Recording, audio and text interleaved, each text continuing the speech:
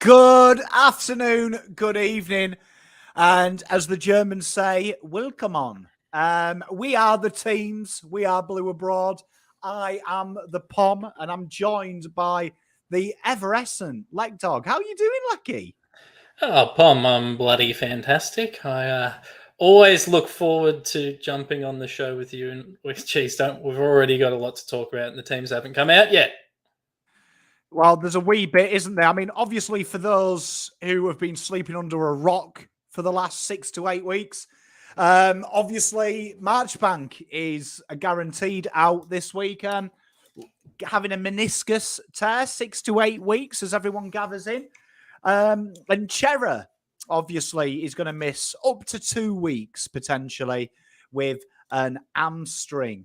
So obviously that's going to be a big thing. I mean, before we get started on that, what are your thoughts on that? Because one thing I've noticed about Vossi since he's come in, his team, his best 22 has been through an absolute cull, hasn't it, really? An absolute cull. But Vossi's fundamentals are effort, energy, workability, knowing how to defend, knowing how to attack. And all these players seem to understand that. So I'm very confident whoever he replaces will be okay. What are your thoughts and what are the chat's thoughts? Yeah, look, I think the structure's solid. I think the structure's solid, and the structure will maintain and get us through. Obviously, you want your best talent out there. I think we've lost something like 7 or 8 players from our starting round one team.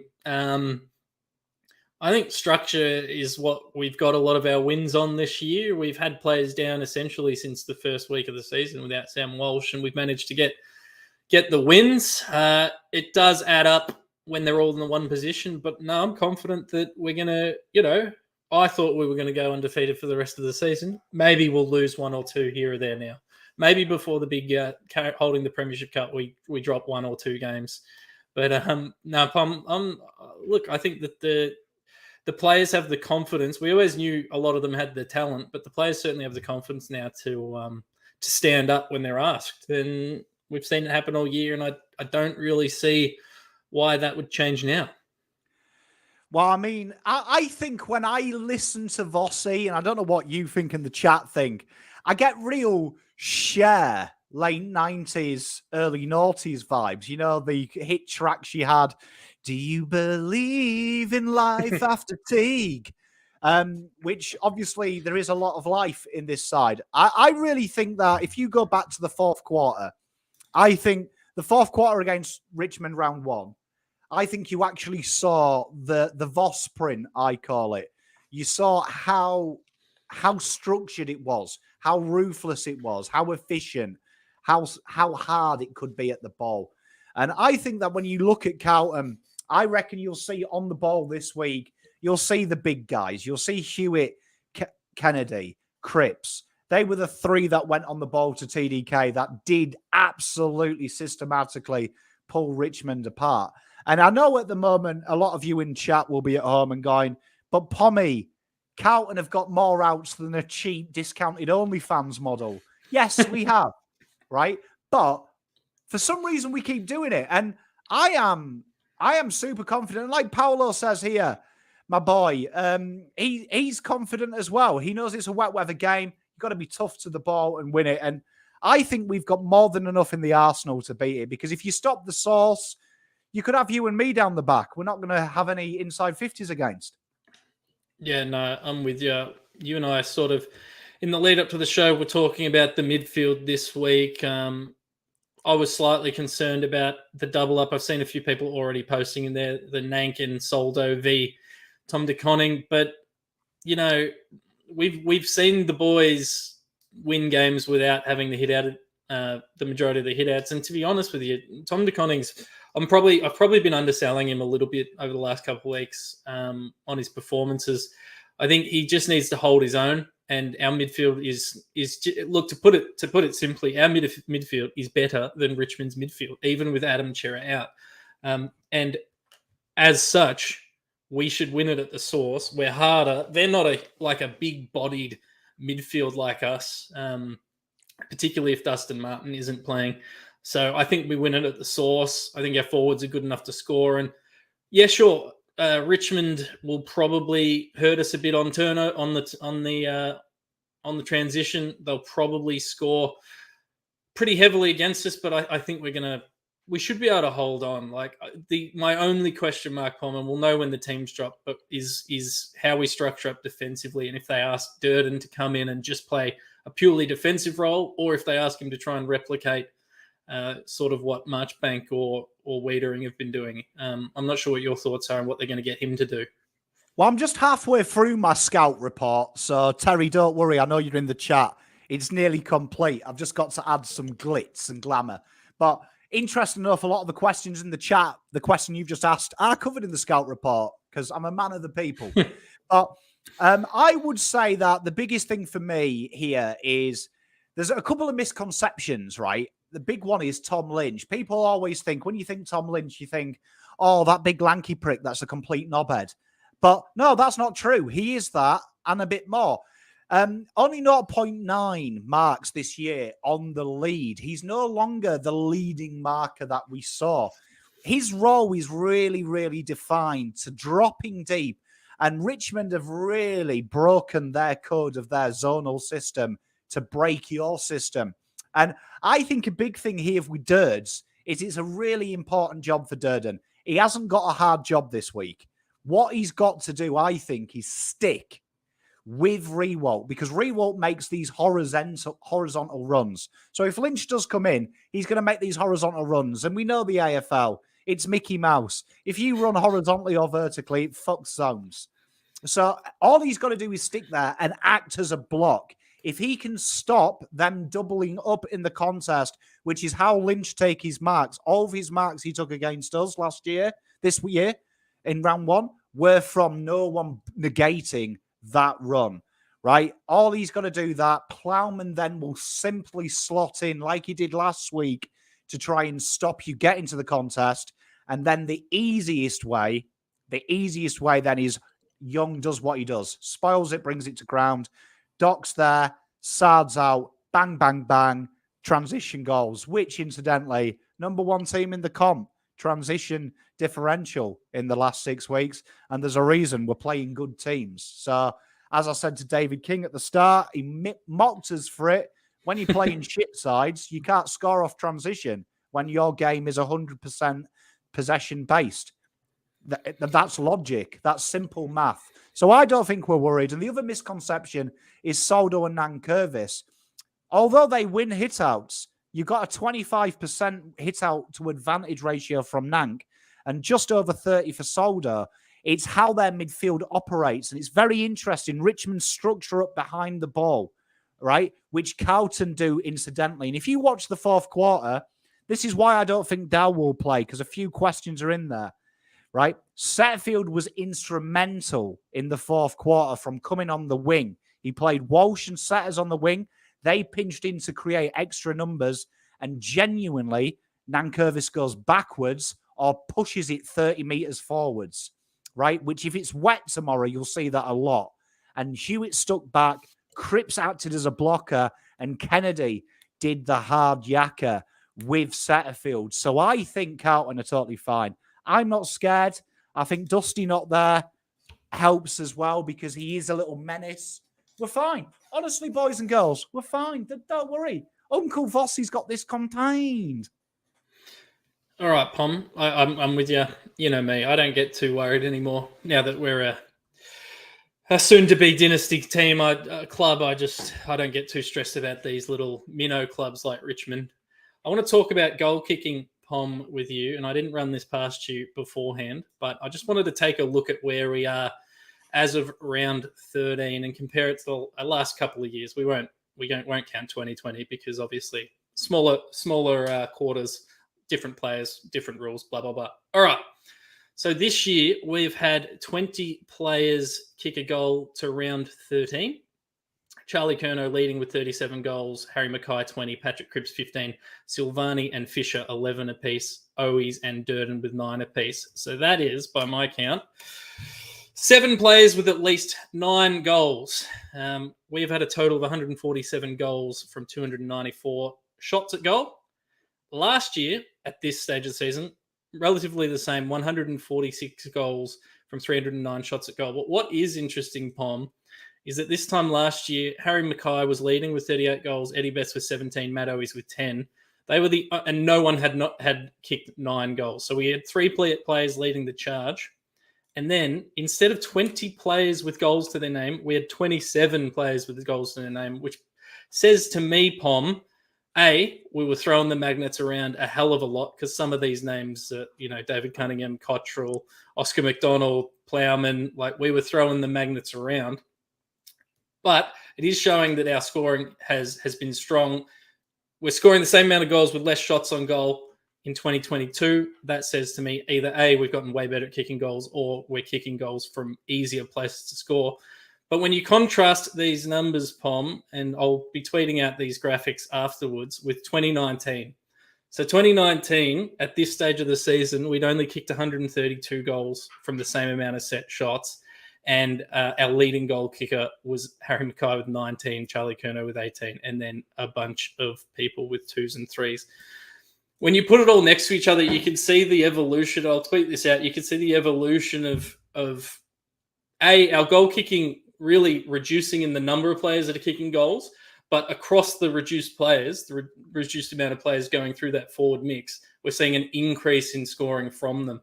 My question to you, without notice, because you don't have this data in front of you either, is what's contributing to this increased goal output from a smaller range of people? Is it just that now under Voss, they know what their job is?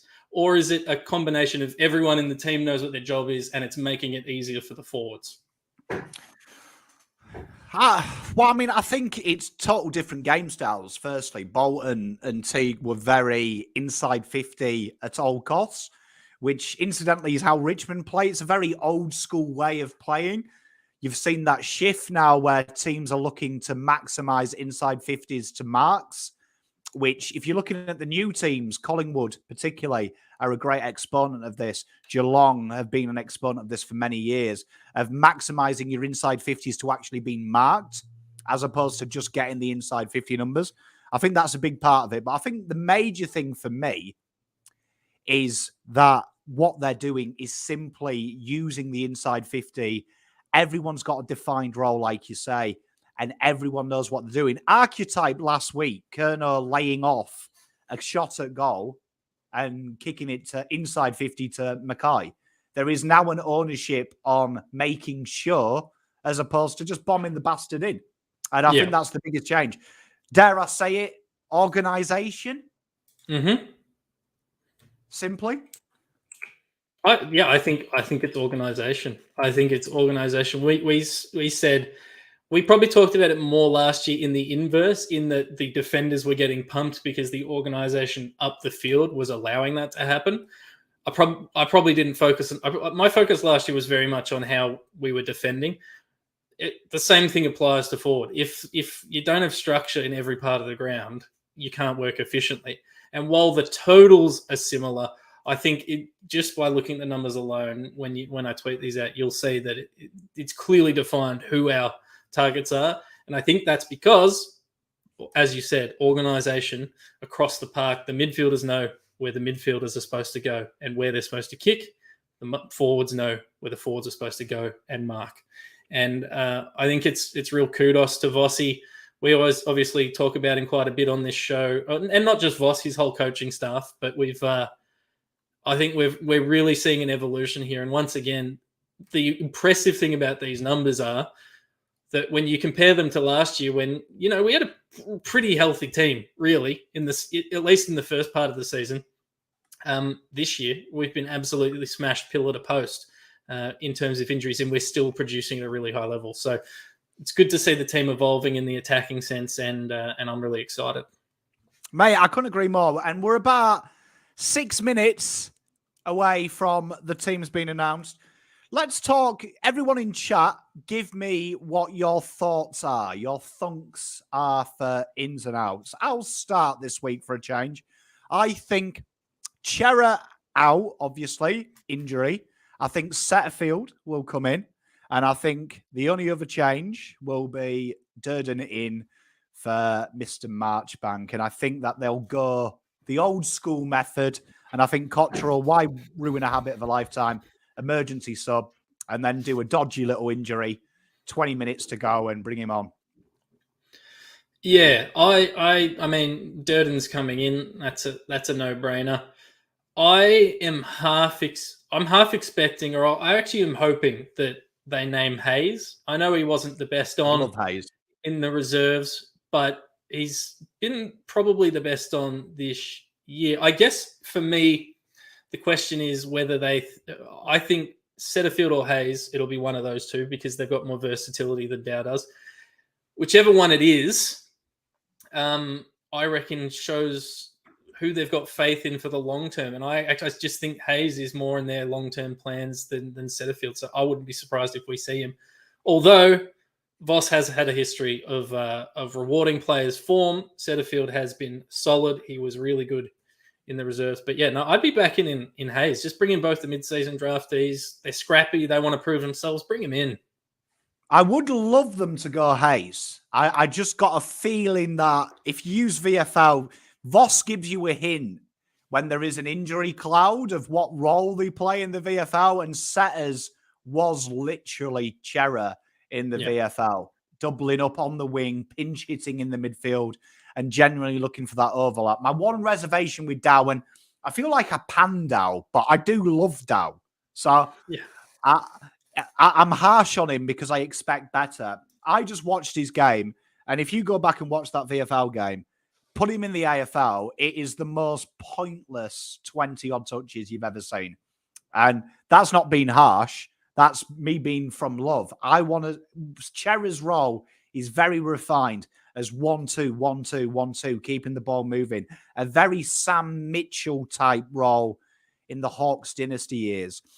I just don't think Dow can play that. And if you watch the game he played, just under 60% game time, there's a reason that is. No rotation. And the way we beat Richmond was constantly rotating. So I can't see him. I think between Setterfield and Hayes, I would personally play Hayes. The guy's averaging over 5 tackles as well. So he also brings what Voss demands, which is a little bit of physicality. And he loves playing on the ball in stoppages, which is Chera's specialty. But I do feel he may just look back at round one and go, Setterfield was really important in that fourth. Maybe history repeats itself. I don't particularly like it, but I just think I'm inside Voss's head. I just think with Nunes, who's got better as the years gone on, Walsh's ability to go out onto the wing when you need him to, O'Brien, I just think Hayes brings more to the table than Setterfield. Hayes' tackling and intent, as you mentioned, is integral to, or has been integral to his game in the twos, whereas Setterfield, yes, at the start of the season, I was talking about how well he was playing, but his role wasn't to be a hard nut tackler. He was that sweeping wing role, which Hayes can do as well, but he can also go into the middle for patches. So either way, I think the output is going to be very similar of the two. I just think my preference would just be Hayes, just because maybe just because it's a good story, to be honest. I think both of those players' impact to winning is going to be very similar this week. So don't really mind who comes in. I'm going to be interested to see who spends more time rotating in the midfield. We saw Fisher spend a fair chunk of time when Cherry went down. There was even a point in time there where Jackie Martin was pushing up the ground. So I'm interested to see how they split out that role. Do you have any thoughts on what they're going to do there? I think you'll see a lot of rotations there. I genuinely do think you'll see a lot of rotations there. I think you'll see a lot. We know Voss he's stuck in his ways with the centre clearance. He's very adamant of that.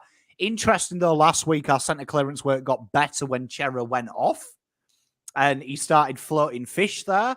Fish was very accomplished at playing that almost Walsh role when he plays him just outside the square and gets him to diagonally run for the handball. Fisher really relished that role, I thought, and showed some defensive intent.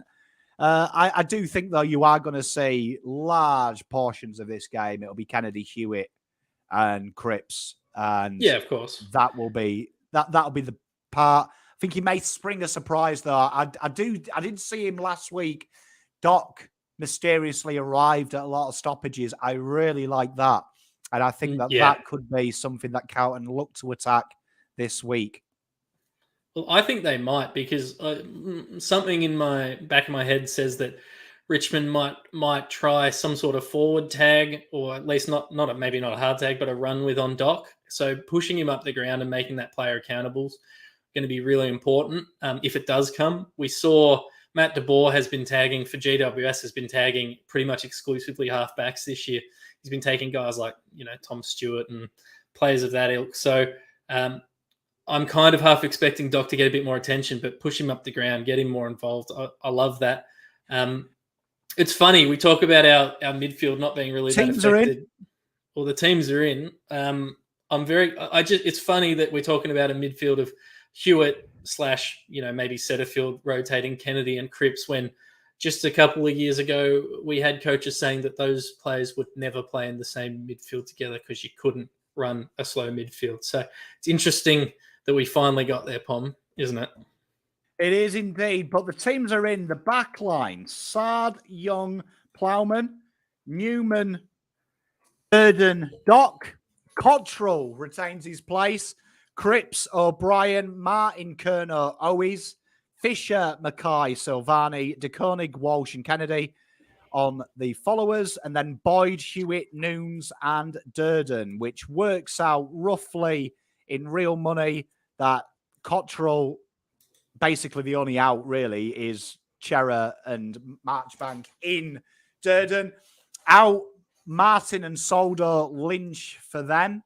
So very interesting, as we predicted, no doubt. But no Setterfield, he's gone very aggressive with Cottrell, which, funny, we were talking about Fisher. Looks like Fisher's got a big job on his birthday. Yeah, no, so that's a relatively settled side, I guess. I'd be interested to see who the sub is. What do they go tall with Brody Kemp to cover, one of the pillars in case a Durden or someone, needs to come off? Or do they go with Will Setterfield? I'm not confident that it'd be Fogarty or Dow. I imagine they'll probably reward Setterfield, at least with a sub vest. But, the other option is Brody Kemp. What do you think? They're going to go tall or go with a versatility? They've historically gone with versatility this year. I've got a feeling that if I was them, I'd go with, looking at the emergencies are Dow, Fogg, Setterfield or Kemp. I'd say you'd probably be wise. This is just me because I'm a man of culture. I'd go Kemp purely just because, heaven forbid, anyone gets hurt. But the hardest place to position with that team is if a key back goes down. So yeah. I would be like, Kemp is the tallest there. Bring him in and let's hope it works. But you could make we're just one tall short at the moment, aren't we, of available talls because we don't have like a forward ruck who could cover that, potentially swing back. We don't have that third tall available. So I think you kind of have to go Kemp, don't you?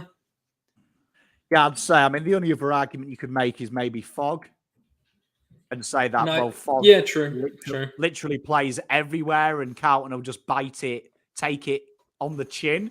But I don't know what everyone's thoughts are in chat, but I actually love the fact he's gone Cotters. I love the fact he's gone Cotters. I love the fact Boyd has kept his spot, but I love the fact he's gone Cotters because that is pure attacking.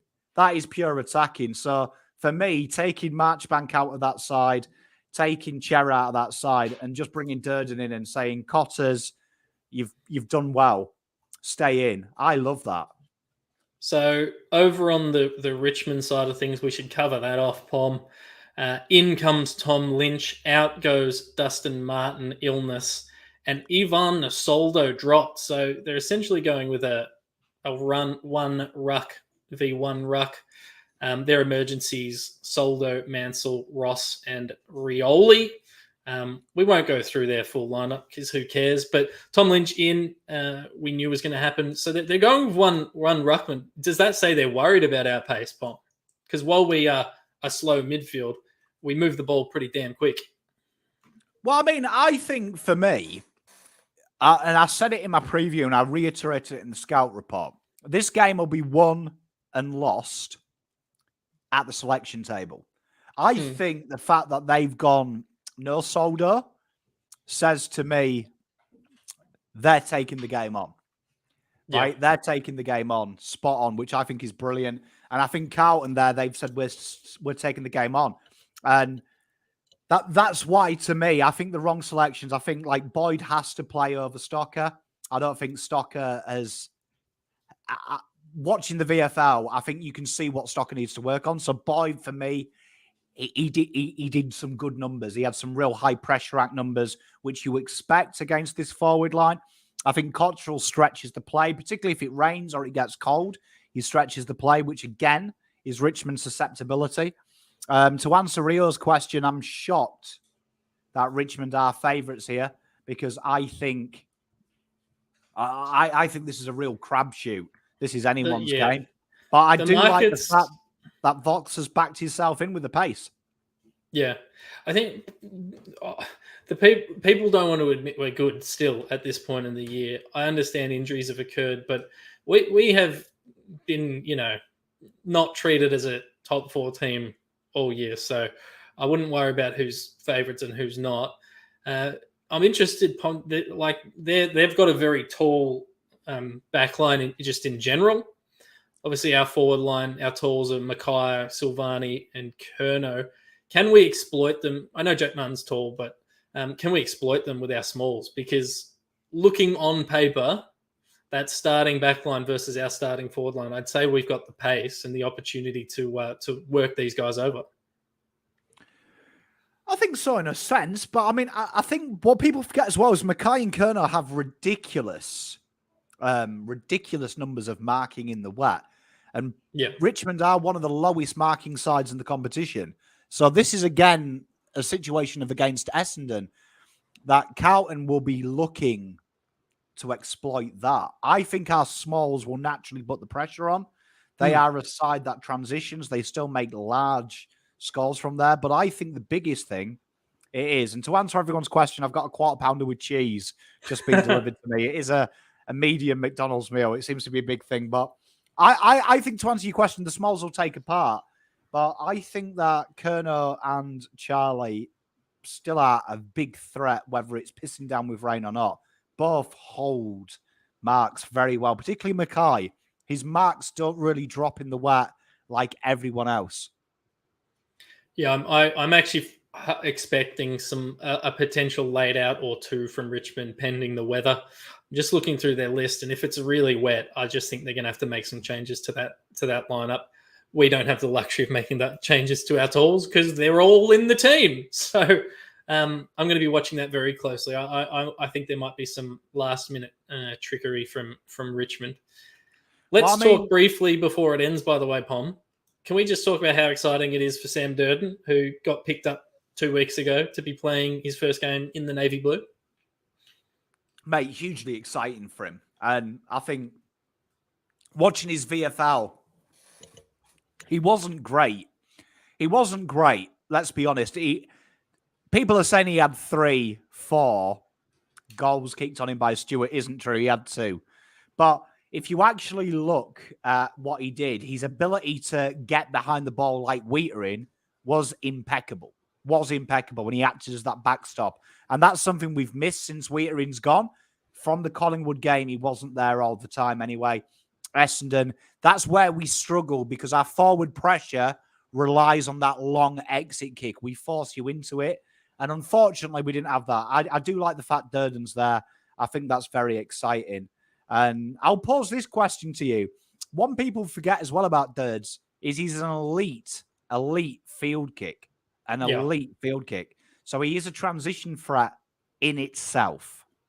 Oh, assuming it translates back into AFL level, surely Young and Durden would be the highest kicking efficiency, like fullback, centre half back duo in the league. Like assuming his reserves numbers translate to AFL numbers. Like they don't miss targets.